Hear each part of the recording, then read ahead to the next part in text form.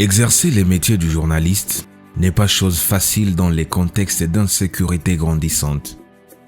À l'est de la RDC, où les guerres à répétition sont vécues par la population, les chevaliers de la plume sont quelquefois en proie de plusieurs seigneurs de guerre et ne savent pas bien travailler pour permettre à la communauté de recevoir l'information à temps réel. Au Nord Kivu, la guerre du M23 a fait que certains journalistes trouvent des ordres leur imposant la manière de travailler, ce qui leur rend la tâche difficile. Nous sommes menacés d'abord par des ordres. Il y a l'ordre de l'État et l'ordre des rebelles. Lorsque l'État donne le message disant que désormais vous ne pouvez pas diffuser ce message venant des rebelles. Et puis les rebelles aussi donnent aussi ce message. Désormais vous ne pouvez pas diffuser les messages du gouvernement dans notre zone.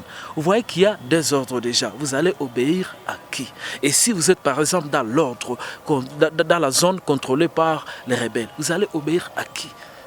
Automatiquement, vous allez obéir à l'occupant qui est là présent. Parce que l'essentiel est d'abord de protéger d'abord ta vie.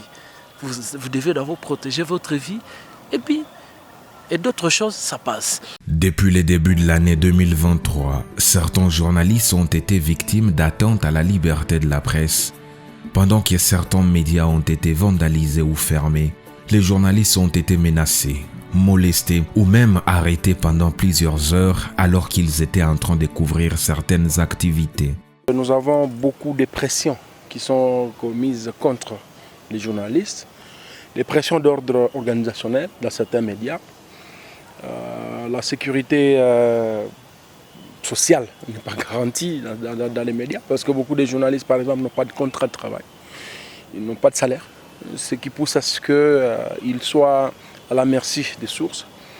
Sur le plan sécuritairement physique, il y a beaucoup de journalistes ont été, durant le premier trimestre de l'année 2023, soit menacés physiquement, agressés, harcelés.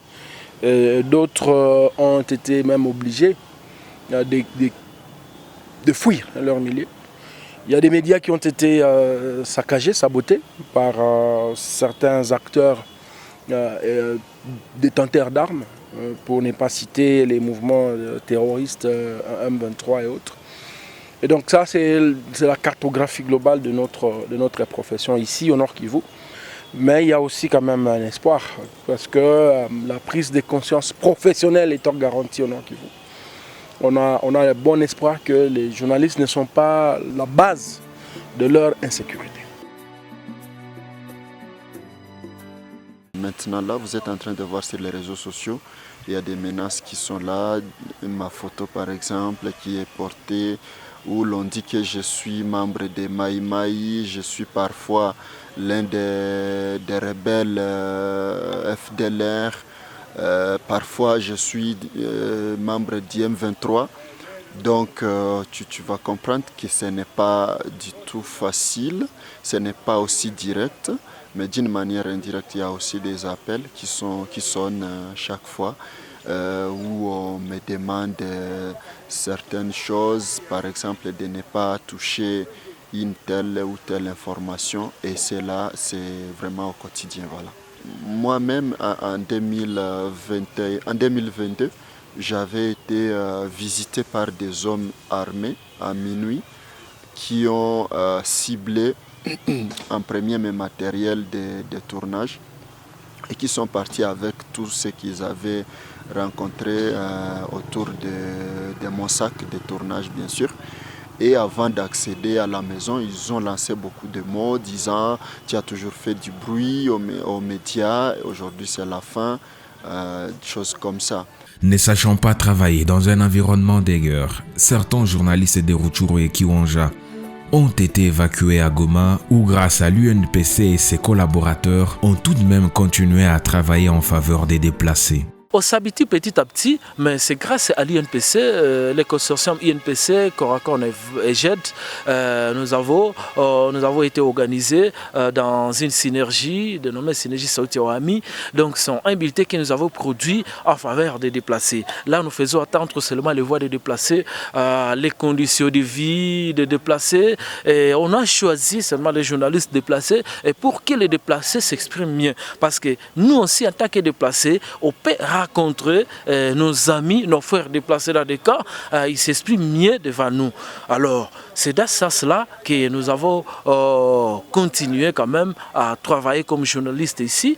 Et d'autres se sont intégrés dans des rédactions ici au niveau de la ville de Goma. Quelques organisations de la presse aident les journalistes à s'effouiner une sécurité malgré la situation des guerres. C'est à l'occurrence le réseau des médias pour le développement Remède et journalistes en danger GED qui forment les journalistes et leur trace des mesures sécuritaires. Une série de formations sur l'analyse des situations sécuritaires des journalistes ont été réalisées et avec les journalistes nous avons réussi à élaborer le plan de sécurité des journalistes.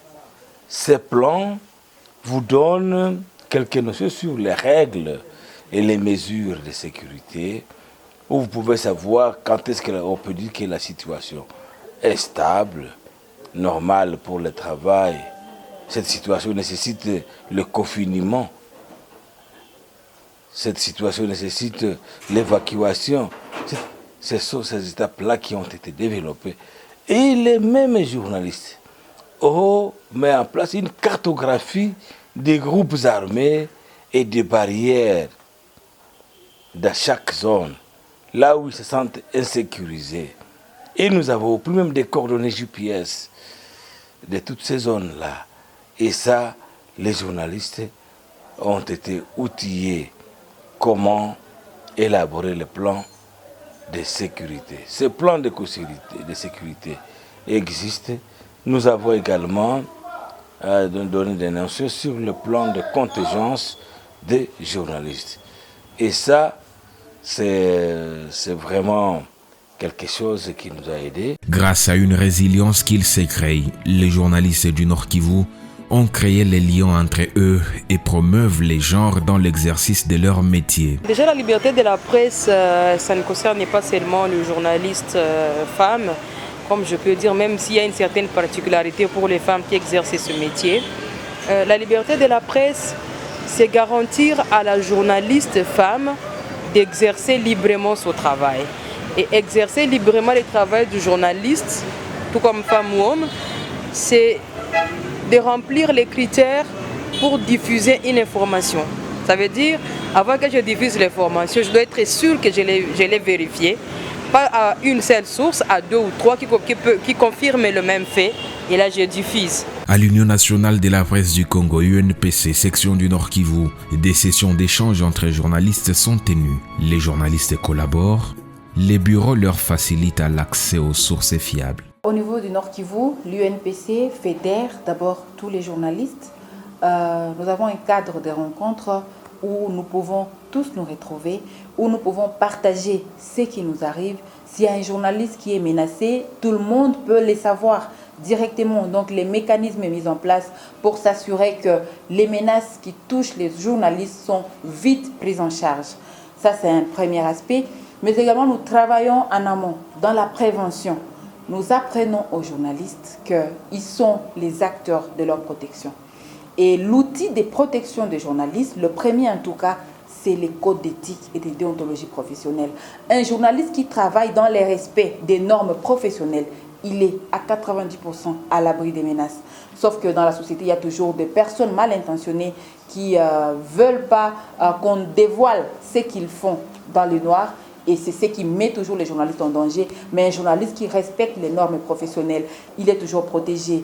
Et au niveau de la corporation, c'est une force de se retrouver. Le journaliste, il sait qu'il n'est jamais seul.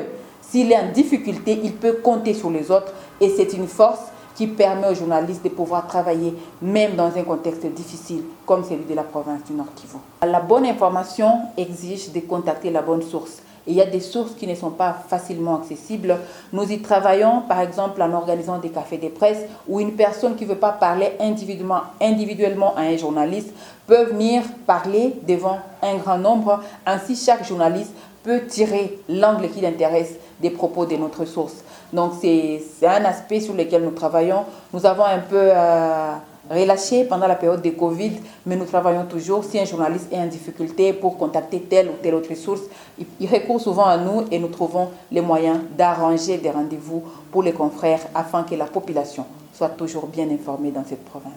Malgré les menaces et autres abus dont ils sont victimes, les journalistes conscients de leur travail qui est de la récolte, les traitements et la diffusion des informations en faveur de la communauté ont déjà choisi les systèmes faire avec. On n'a pas un autre choix que de continuer à travailler, que de continuer à exercer ces métiers pour qui nous sommes appelés.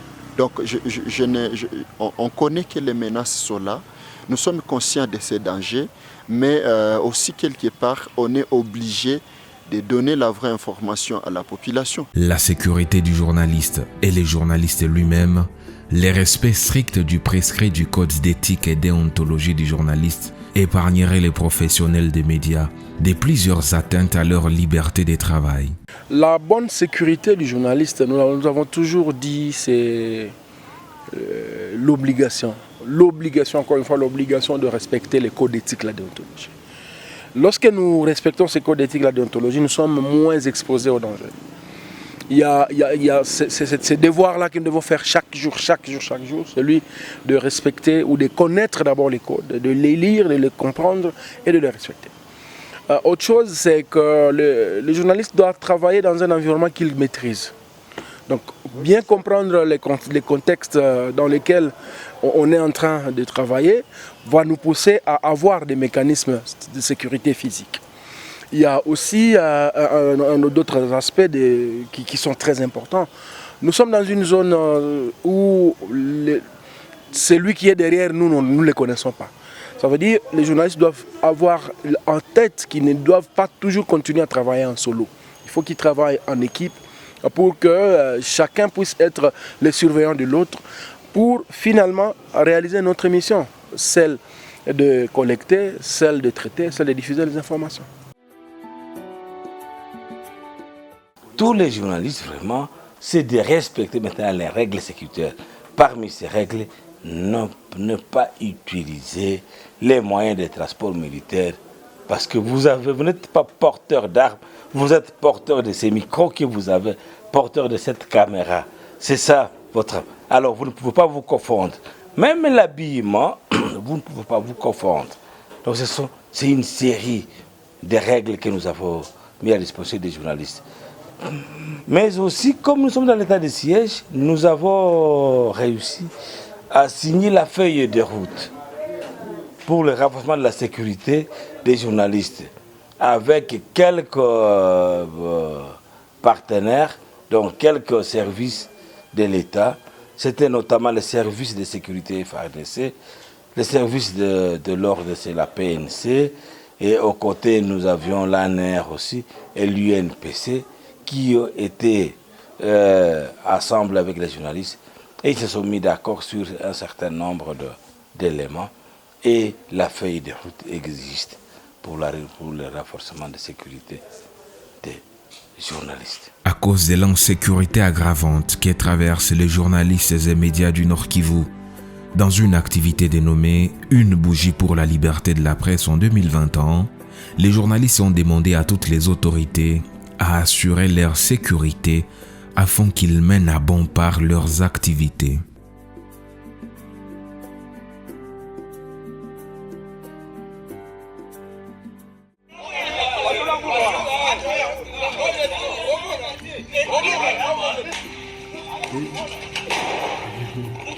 Unafanya nini Mungu wangu?